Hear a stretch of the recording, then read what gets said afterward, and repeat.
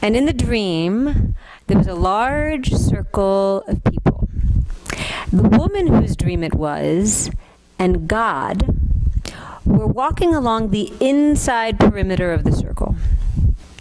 God was telling the woman about ultimate truth. Whoever God and the woman happened to be passing in the circle at the time could hear what God was saying.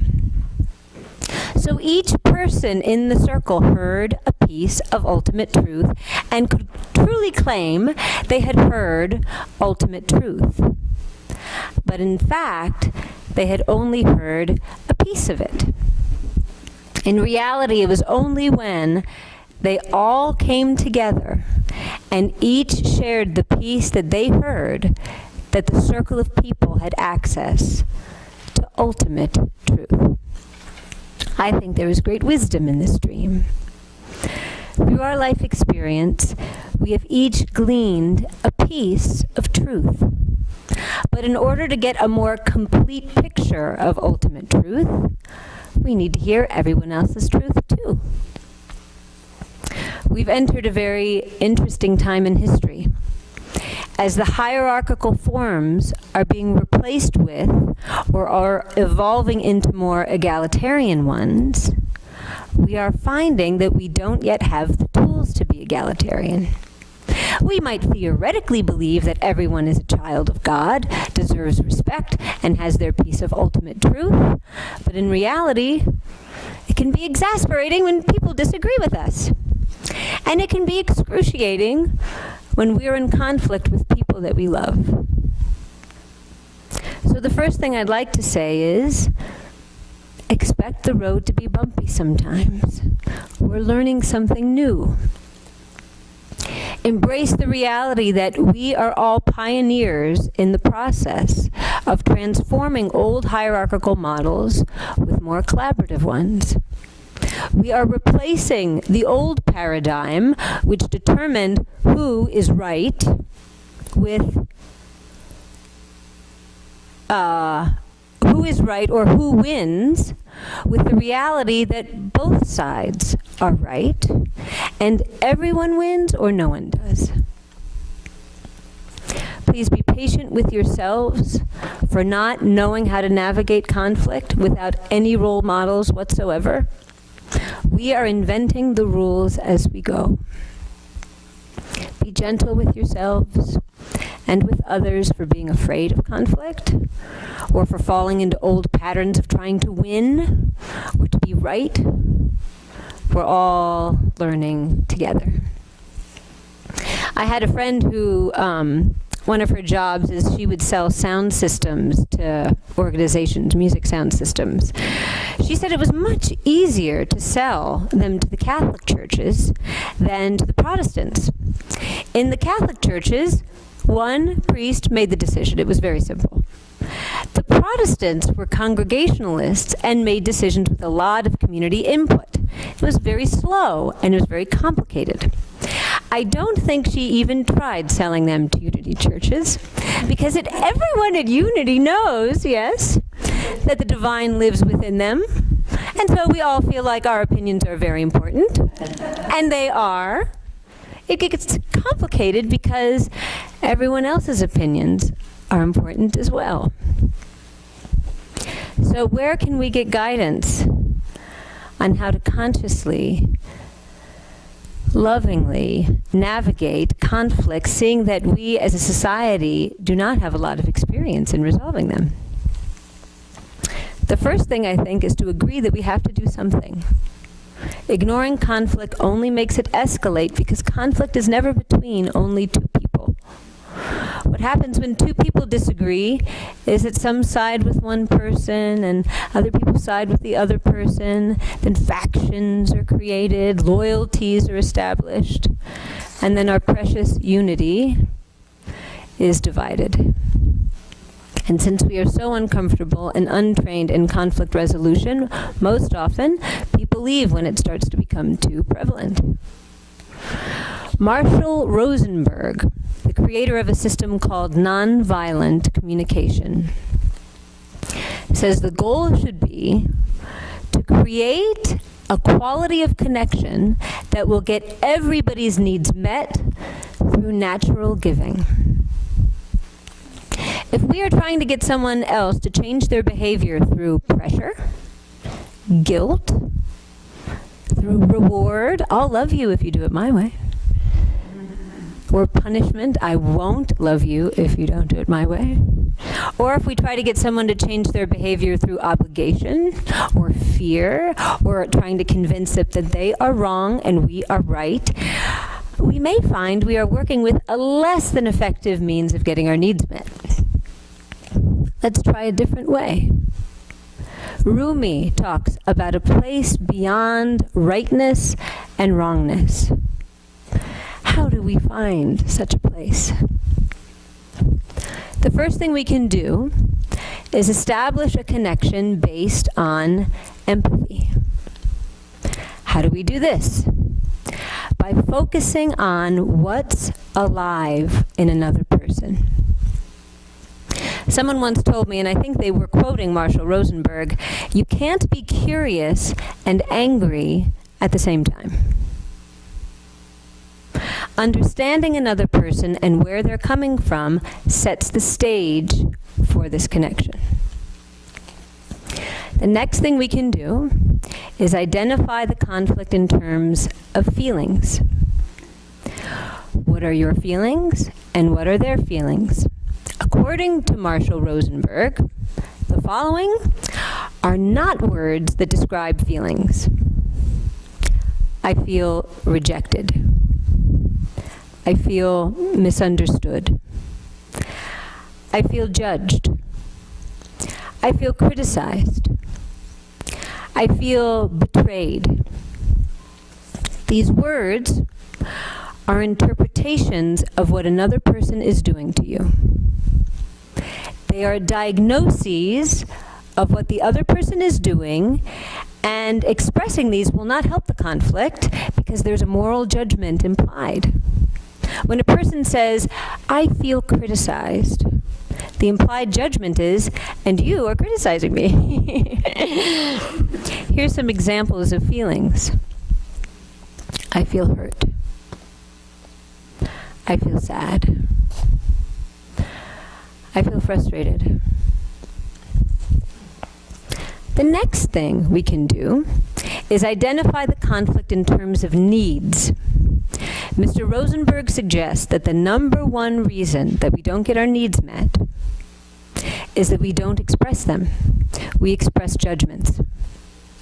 One way to know that you are not expressing a need but a judgment is that when your need is expressed with referencing the person you are having a conflict with. For example, I need you to love me implies that you need that person to love you and they don't.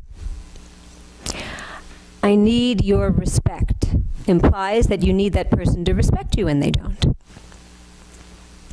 I need to know that you are responsible implies that you aren't sure that they are responsible. When we reference the other person when we express our needs, it will be hard for them to hear what our needs are without getting defensive or angry. Here's some examples of needs. I need to be safe. I need to be heard. I need love and respect. I have a need to be understood. Now, learning how to express our feelings and needs without implying judgment or criticism is only part of the process. The really powerful part is learning how to translate another person's criticism or judgments into what Mr. Rosenberg calls tragic expressions of an unmet need.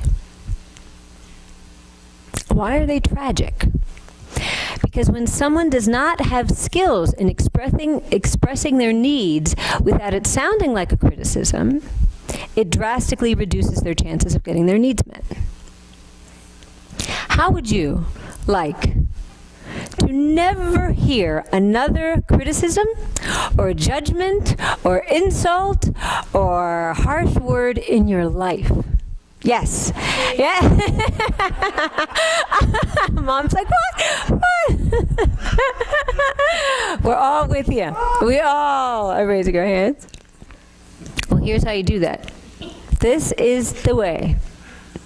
When you hear what sounds like criticism, ask yourself, what need does this person have that isn't being met? This opens the door to empathy. Then we can try to help that person identify and express their need. So, if you heard, for example, do you know what the problem with you is? You've heard this one? We've all heard this one. You don't know how to take people seriously. You can translate that and instead hear, this person has a need that isn't being met. Then you can get curious instead of angry. You want to try to find out what the need is. You're like, what did I do? Pick it up. Thanks for being my. Are you angry because when we're on the telephone and I get a call on the other line and I answer it, you feel hurt? Well, yes. You know, I've got better things to do than to wait for you to talk to every person in the world who wants to talk to you. So, you have a need to be respected, and when I click over, you don't feel respected. Yes! Okay, I can understand that.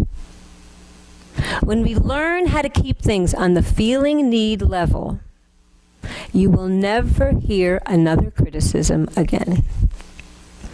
Doesn't that sound nice? First, you create the empathetic connection. We need the script. Yeah. Hold on a minute, let me for it. Yeah, I know. Well, here. You create the empathetic connection by finding out what's alive in the other person. Getting curious. Find out, what are you feeling? What do you need? Then the person's going to get more mad because of you're curious about it. I want to know. Hear me out. Hear me out. Hear me out. Hang on a second. I know, there's a video, there's a 3-hour video that Marshall Rosenberg has, and he's got a huge room full of people.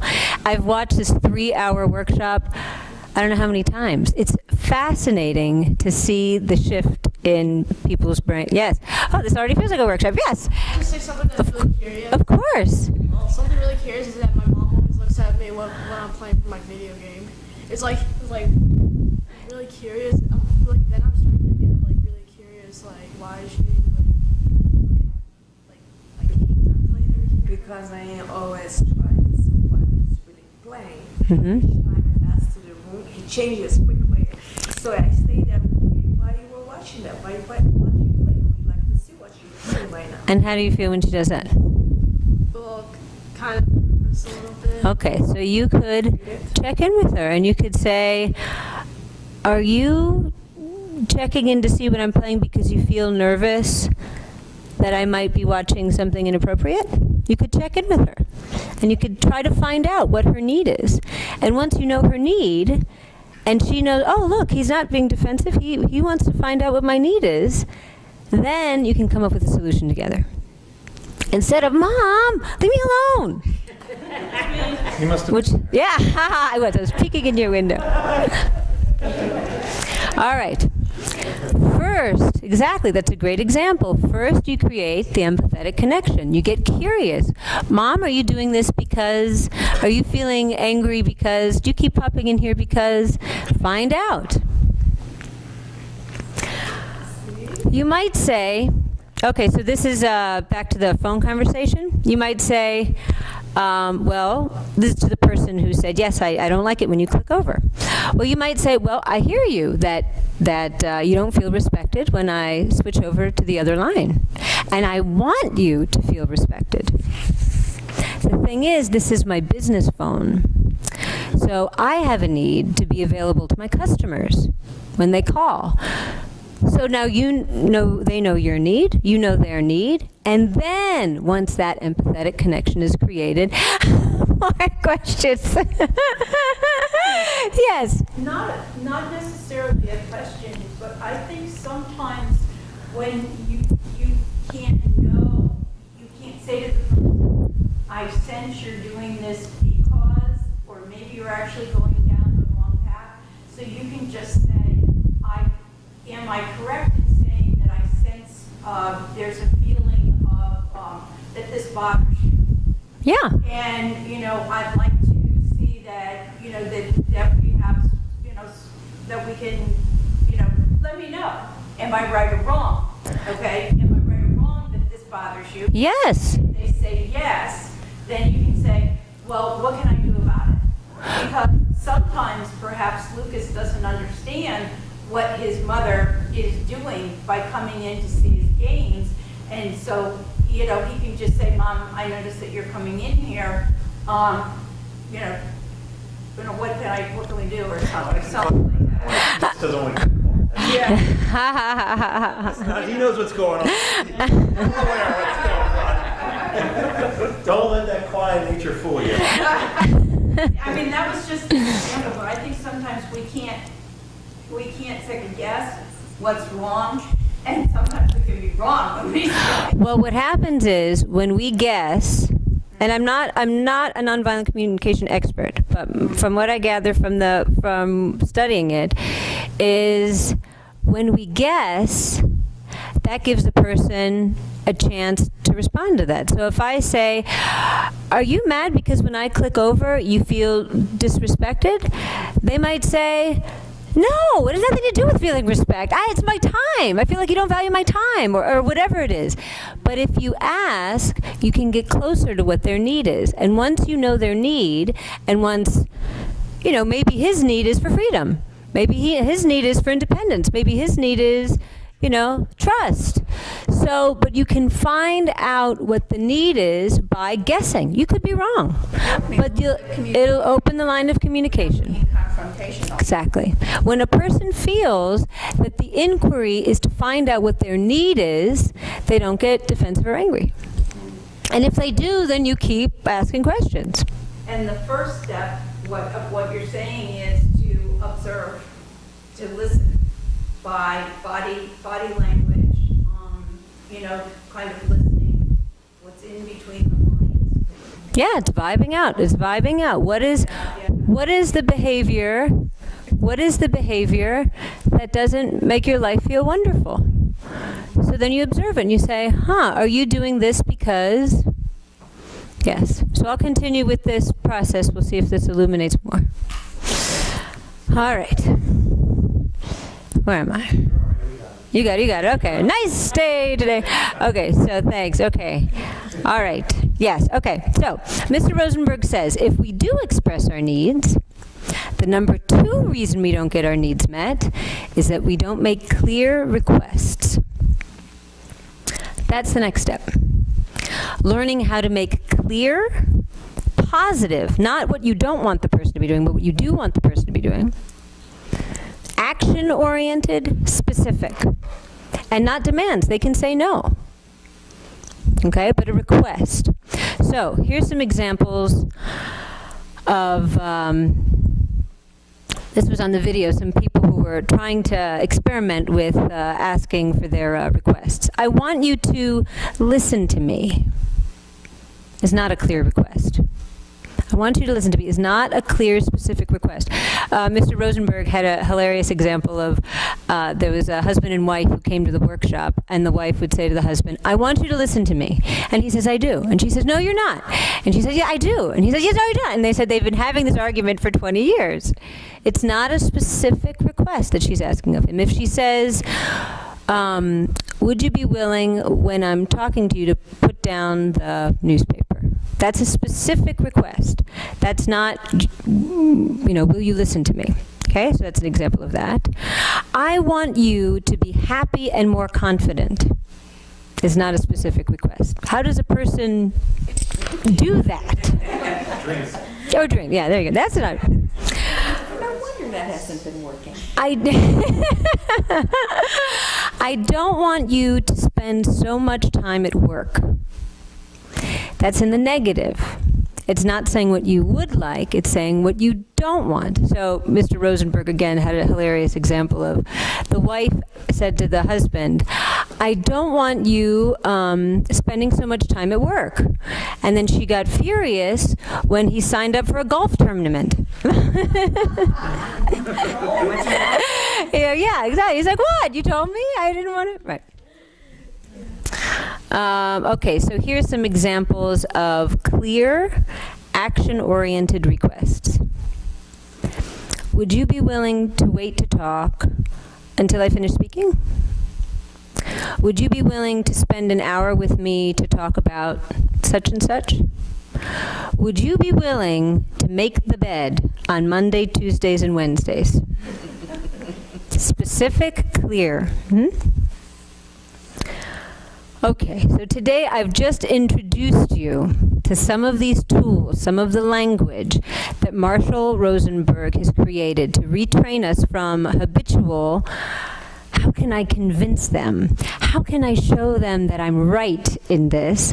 To, what am I feeling? What do I need? And conversely asking ourselves, what is the person feeling? What do they need? I personally haven't found a more effective system for conflict resolution than this one, nonviolent communication it's called. They teach this all over the world. There's like 4 schools in Israel, I think, 3 in Palestine. They work in Africa. They work all over the world with this system. And I would highly recommend this to any person, any organization that wants to learn more about these tools. I can send the YouTube videos and the book, and I don't have the book here, but I can get you the names of and websites if you want to learn more about that. If God is love, then it makes sense that God lives in that connection between us and others. We magnify God's good when we know that the path to Him lies, not in being right, but in honoring others' needs as well as our own. Let's prepare for meditation.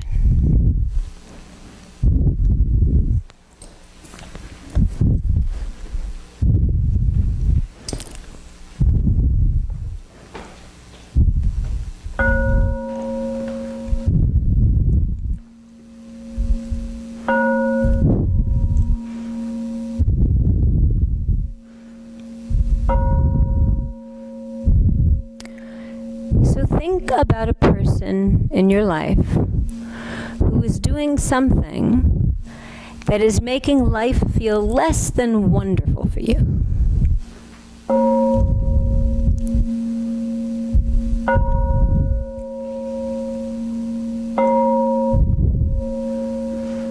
And in your imagination, observe the behavior free from your evaluations of good and bad, of right and wrong. Just choose one piece of behavior that does not contribute to your well-being so that you can finish this phrase, just a short phrase, when I see or hear blank. So just the behavior, when I see or hear blank. For example, when I see dishes in the sink. Finish the sentence. When I see or hear blank.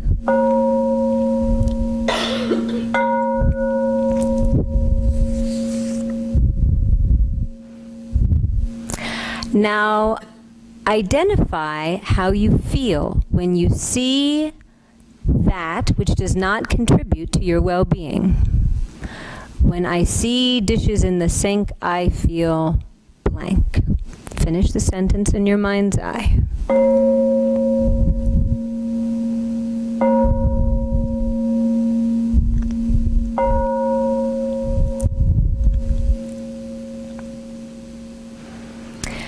And now you're going to practice expressing your needs. So the sentence is going to be, what I need or value is blank because I need and value blank. So this is not, you're not asking them for a preference of behavior. You're not making the request yet. You're just saying what you need or value is because you need or value X. So what I need or value is a clean kitchen because I need or value beauty and order. Okay, this has nothing to do with the other person yet. What I need or value blank because I need or value blank. Fill in the blanks.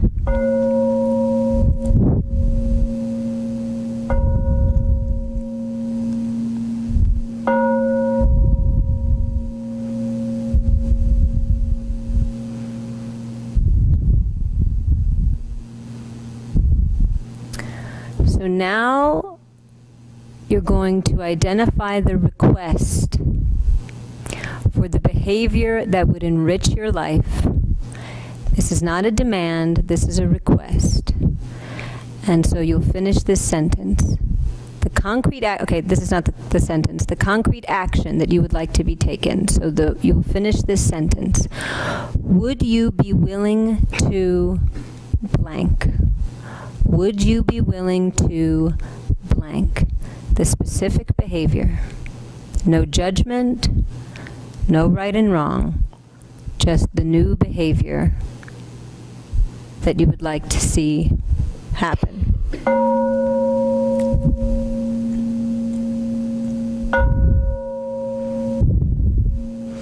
And now let's just breathe.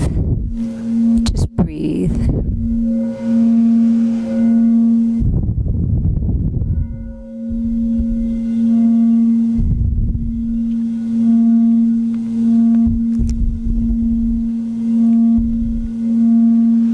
Infinite blessings on your journey to learn a compassion, empathy-based language of the heart, which is designed to facilitate everyone's needs being met. As you learn to demonstrate compassionate communication, you will model it for us all.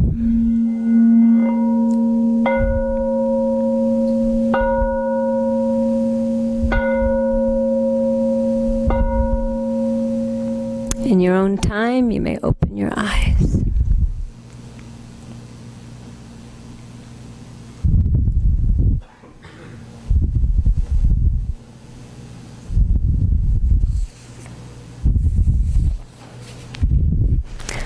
I forget, Sue, do we go right into the song?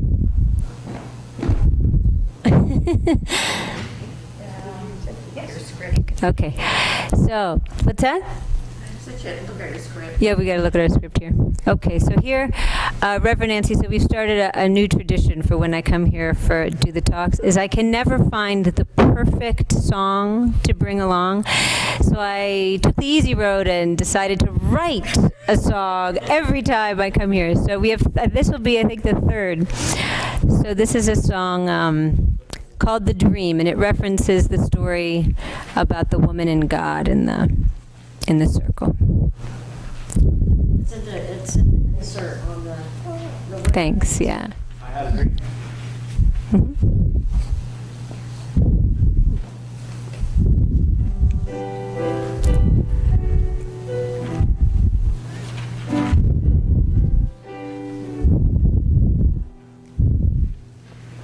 Last night I had a dream, the strangest and the sweetest one that I have ever seen.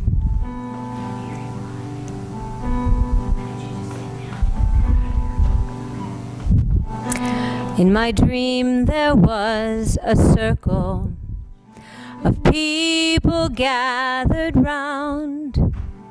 Hundreds of people standing hand in hand, no one speaking, not making a sound. Inside the circle was a woman, and God was by her side. And along the inside of the circle, together they walked in stride. As they walked, God told the woman, "Open your ears to me And I will tell you the ultimate truth of all that you can see.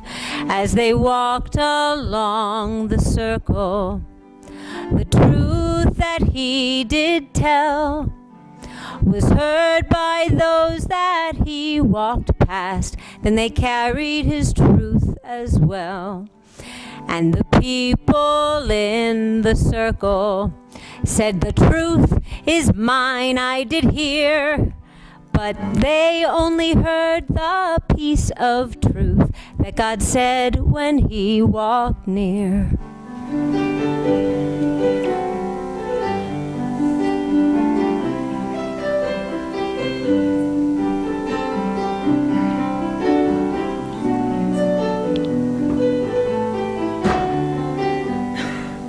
So the people in the circle came to understand the power of their circle and why they stood there hand in hand. As we look around our circle, we each have our truth to share. And when the pieces of truth come together, then the truth of God is there.